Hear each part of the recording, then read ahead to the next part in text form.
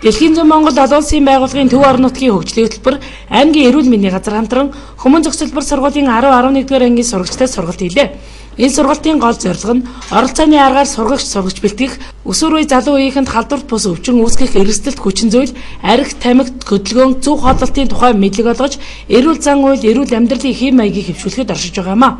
Сургалтаар халдварт бус өвчин үүсгэхэд нөлөөлдөг эрсдэлт хүчин зүйл, тухайлбал архины хор уршиг, тамхины буруу хэрэглээ, хөдөлгөөний хомсдол, зөв зохистой хооллолт, стресс гэсэн сэдвүүдээр хичээл зааж ирсэн юм а.